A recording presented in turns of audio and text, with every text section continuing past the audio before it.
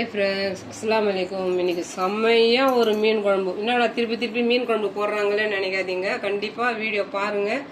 என்ன மாதிரி மெத்தடில் இந்த மீன் குழம்பு ரெடி ஆகுதுன்னு வாங்க கிச்சனில் போய் பார்க்கலாம்.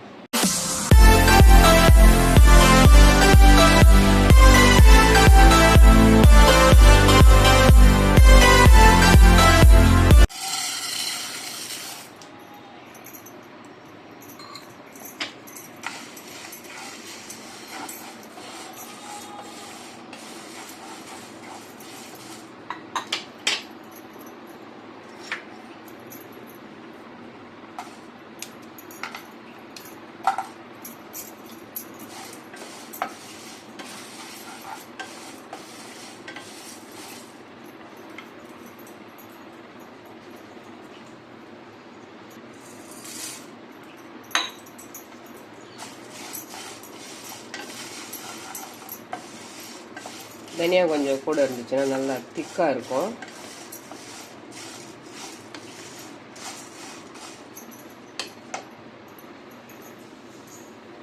நல்லா வாசனை வரணும் தனியா. அது வரைக்கும்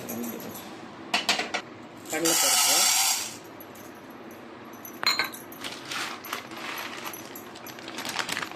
எல்லாமே ஒரு புடி கணக்கு வச்சுக்கணும். புடி கணக்கு இருந்தால் நம்மளுக்கு கொஞ்சம் இது 1.5 பிடி துவரம்பருப்பு, 2 பிடி கடலைப்பருப்பும் திக்னஸ் கொடுக்கும்.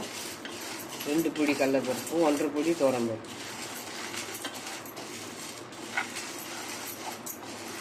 நல்லா செவக்க வறுத்துக்கணும். கோல்டன் கலரில் தீய வைக்கக்கூடாது. லோ சிம்மில் வச்சு பொறுமையாக நல்லா வறுத்து எடுத்துக்கணும்.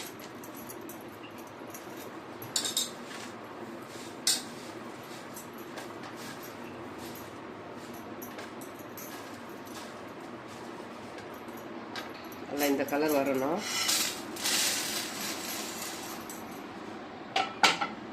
மிளகு 1.5 பிடி மிளகு,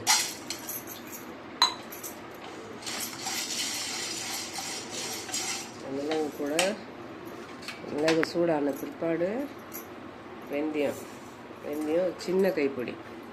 மிளகு சூடாகட்டும், நல்லா ஆவி வரட்டும், அப்போ தான் வெந்தயம் போடும். கடை பேன் சூடே இருக்கு. இந்த அளவுக்கு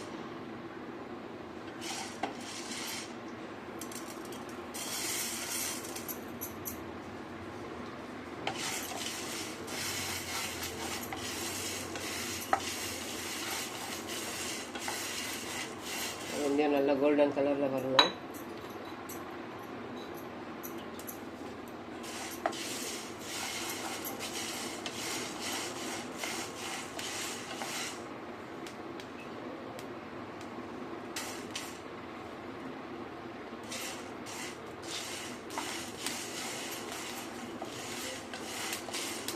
எல்லாமே ஷிம்மில் வச்சு தான் வரப்படணும்.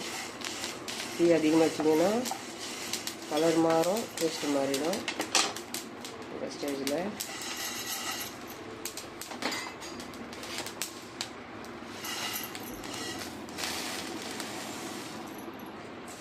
சோம்பு, 1 பிடி சோம்பு,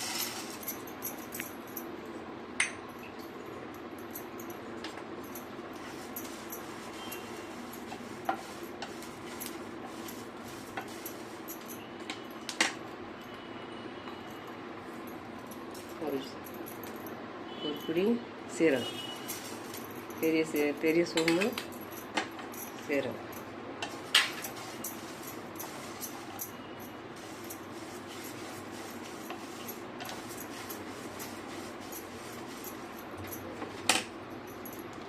நல்லா இந்த கலர் மாறினதும் வெள்ளை, கருப்பு வெள்ளை எந்த எள்ளு இருந்தாலும் போட்டுக்கலாம். 1 பொடி கூடவே சேர்த்தா தான் பறந்து போகாது. இல்லைன்னா பறந்து எல்லாமே தெரிச்சிடும். அப்படியே கேஸ் ஃபுல்லாக தெரிச்சிடும் எள்ளு. இது கூட சேர்த்துக்கலாம். இந்த சூட்லேயே இதை போட்டு நல்லா இந்த பேன்லேயோட வச்சிடலாம். ஒன்றும் பிரச்சனை இல்லை. அந்த சூடே போதும். நல்லா இது சாஃப்டாக தான் இதெல்லாம் வறுத்து எடுக்கணும். அது கொஞ்சம் ஆடான பொருள். இது ரொம்ப சாஃப்ட்டு, தீஞ்சிடும். கேஸ் ஆஃப் பண்ணிடலாம். இந்த பச்சரிசி ஒரு பொடி. இந்த அரிசியை வறுக்கக்கூடாது. இது தனியாக மசாலா அரைக்கும் போது, இது பவுட்ரு பண்ணும்போது இதை கூட சேர்த்துக்கலாம். ரேஷன் அரிசி தான், எந்த அரிசி இருந்தாலும் போட்டுக்கோங்க. இப்போ கேஸ் ஆஃப் பண்ணிடலாம். இந்த ஒரு பூண்டு, இந்த பூண்டு உரித்து இது நல்லா நைஸாக பேஸ்ட்டாக தட்டி எடுத்துக்கலாம். எல்லாம் வறுத்தாச்சு. வறுத்து ஒரு பிளேட்டில் போட்டாச்சு. நல்லா ஆறட்டும். நம்ம அரைக்கும் போது இதை கொஞ்சம் வச்சு தட்டி இது சின்னதாக பண்ணிவிட்டு இதில் கூட சேர்த்து அரைச்சி எடுத்துக்கலாம். பவுட்ரு பண்ணி எடுத்துக்கலாம். ஆறட்டும்.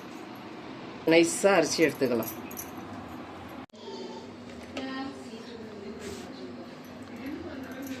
புளி இந்த சைஸாக கரைச்சாச்சு. இந்த வறுத்த பொருள் எல்லாமே நல்லா நைஸாக அரைச்சாச்சு. ஃபஸ்ட்டு தனியா போட்டு அரைச்சிக்கணும். தனியா நல்லா பவுட்ரு பண்ணிட்டு பிற்பாடு தான் மற்ற பொருளெல்லாம் போட்டு அரைக்கணும். அதை கொஞ்சம் கவனத்தில் வச்சுக்கோங்க. இப்போது ஒரு 4 ஸ்பூன் திக்னஸ்க்கு 4 ஸ்பூன் போட்டாச்சு. இது வந்து மீன் குழம்பு, முட்டை குழம்பு ரெண்டும் செய்துக்கலாம். ஓரமாக இருக்கட்டும். சின்ன வெங்காயம் ஒரு பிடி, பெரிய வெங்காயம்,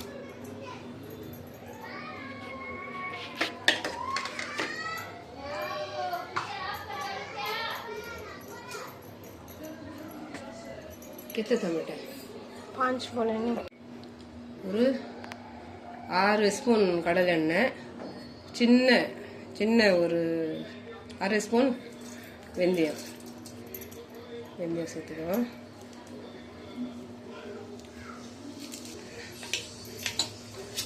வெந்தயம் லைட்டாக கலர் மாறினதும் கருவேப்பிலை,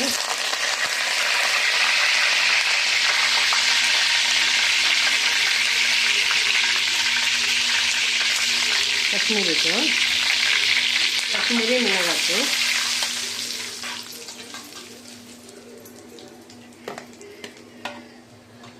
வெங்காயம்,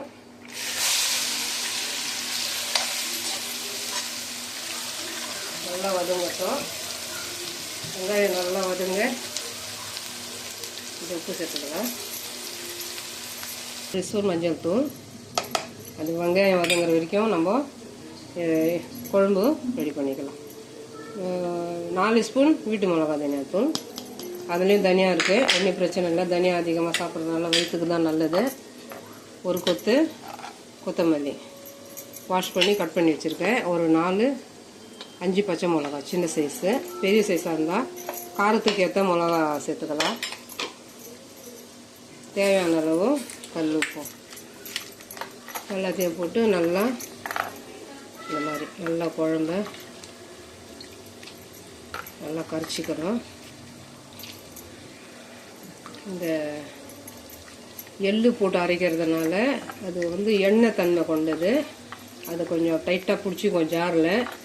அதை எடுத்து இந்த பவுட்ரு எல்லாமே நம்ம கை வச்சு எல்லாமே இப்போது முறுக்கு மாவெல்லாம் எப்படி பிசைகிறோம் இந்த மாதிரி நல்லா வந்து கலந்து கொடுக்கணும் கையாலேயே. அந்த பவுடரை உண்டை கட்டி இருக்கும், ஏன்னா எள்ளு சேர்க்கணும் இல்லையா, உண்டை கட்டி இருக்கும். அதனால் நல்லா கலக்கணும்.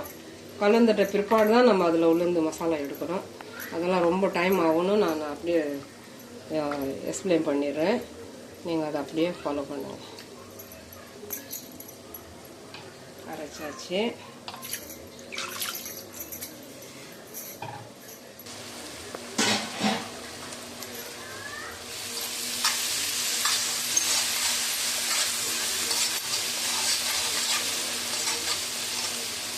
நல்லா வதங்கணும். இப்போ தக்காளி ஒரு 5 நாட்டு தக்காளி, நல்லா பழுத்த தக்காளி.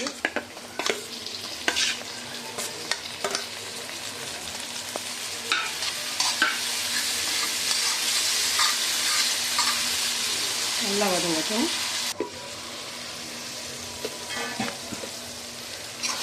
நல்லா இது மாதிரி எண்ணெய் தெரிஞ்சு வர வரைக்கும் தக்காளி வெங்காயம் ரெண்டுத்தையும் நல்லா இந்த மாதிரி கொஞ்சம் அழுத்தி கொடுத்துருங்க. ஏன்னா நம்ம அரைக்காமல் அப்படியே செய்கிறோம். ஒரு பூண்டு பேஸ்ட்டு அதையும் சேர்த்துக்கலாம். நம்ம உரலில் தட்டி எடுத்த பூண்டு, உரலில் கிண்ணம் எதுலனாலும் தட்டி எடுத்துக்கலாம்.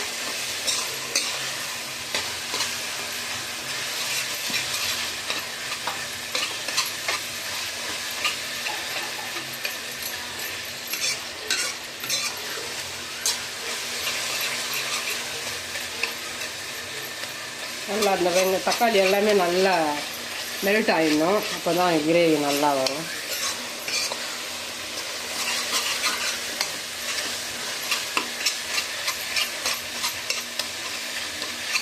அதை கொஞ்சம் நல்லா ப்ரெஷர் பண்ணி நல்லா மெல்ட் ஆக்கிடுங்க.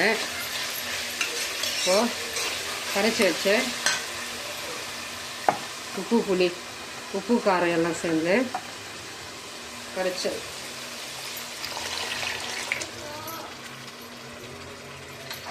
தேவையான அளவு ரெசிபி வச்சுக்கலாம்.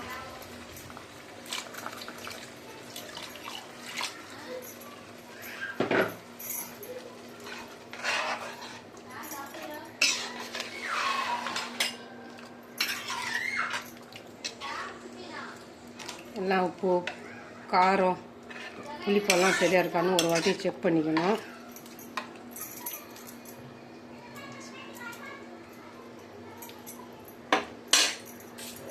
உப்பு கம்மியாக இருக்குது.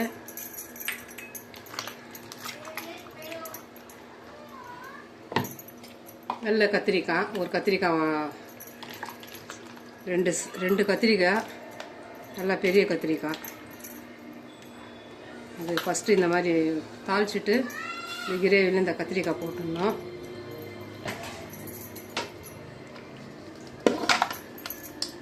உண்டக்கண்ணி பாறை நல்லா கண்ணு பெருசாக இருக்கும். அந்த கண்ணெல்லாம் எடுத்துட்டேன். இன்னும் 2 மிஸ் ஆகிட்டு இருக்கு. அந்த கண்ணெல்லாம் யாரும் சாப்பிட மாட்டாங்க, வேஸ்ட்டாக. கண்ணை எடுத்துடணும். உண்டக்கண்ணி பாறை குழம்பு கூட்டிட்டு அது உடனே போட்டுடணும். நல்லா க்ளீன் பண்ணி வச்சுருக்கேன்.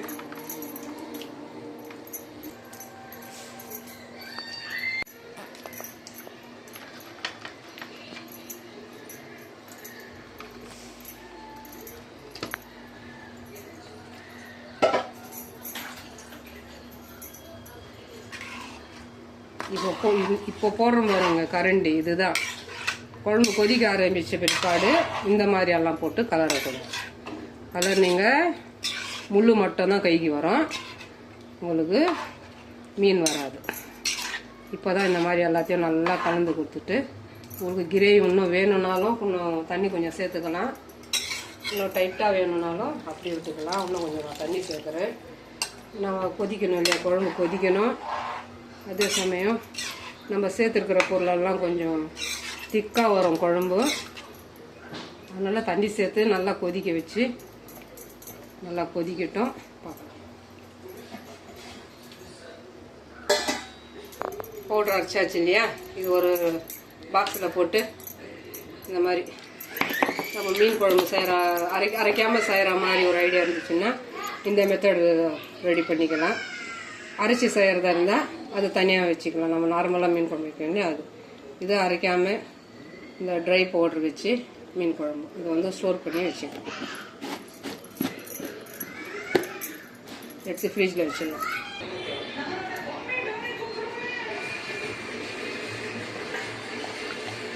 நல்லா இந்த மாதிரி கொதிக்கணும்.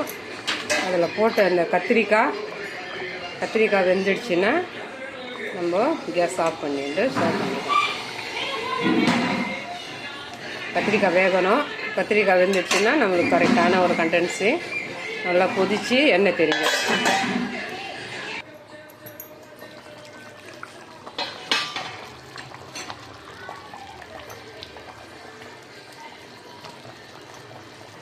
நல்லா இந்த மாதிரி எண்ணெய் தெரிஞ்சு வரணும்.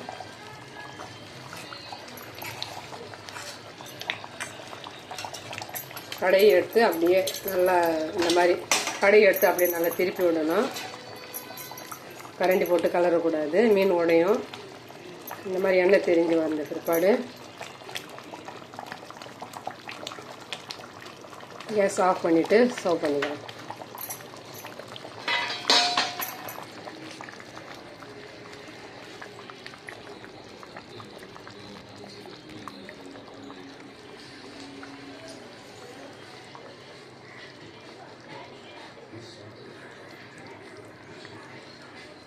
நல்லா இந்த மாதிரி குழம்பு கொச்சிட்டு ஏற்பாடு நல்லா இந்த மாதிரி தான் நம்ம திருப்பணும்.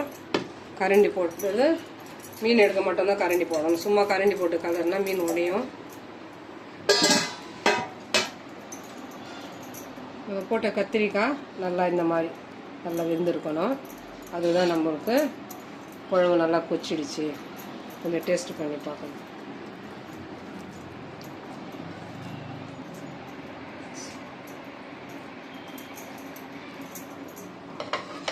ரொம்ப அருமையாக இருக்குங்க. கண்டிப்பாக ட்ரை பண்ணுங்க இந்த மாதிரி. இது வந்து நம்ம அரைக்காமல் எல்லாமே ட்ரை பவுடர் தான் நம்ம ரெடி பண்ணி இந்த மாதிரி ஒரு மீன் குழம்பு வச்சுருக்கேன். தேங்காய் வெங்காயம் அரைக்கணும் கொள்ளணும்னு எந்த ஒரு அவசியமும் இல்லை. ரொம்ப ரொம்ப அருமையான ஒரு டேஸ்ட்டு. நல்லா திக்னஸாகவும் இருக்குது. கண்டிப்பாக இது மாதிரி ட்ரை பண்ணி பாருங்கள். இந்த கத்திரிக்காய் இந்த மாதிரி இந்த சைஸில் போட்டால் தான் அது உடையாமல் வரும் உங்களுக்கு. அந்த மாதிரி சைஸில் போட்டு நல்லா இந்த மாதிரி செய்து நல்லா சாப்பிட்டு டேஸ்ட் எப்படி இருக்குது பார்த்து எனக்கு கமெண்ட்ஸ் பண்ணுங்கள். மீன் குழம்பு ரெசிபியில் இது ஒரு வகை. கண்டிப்பாக ட்ரை பண்ணுங்கள்.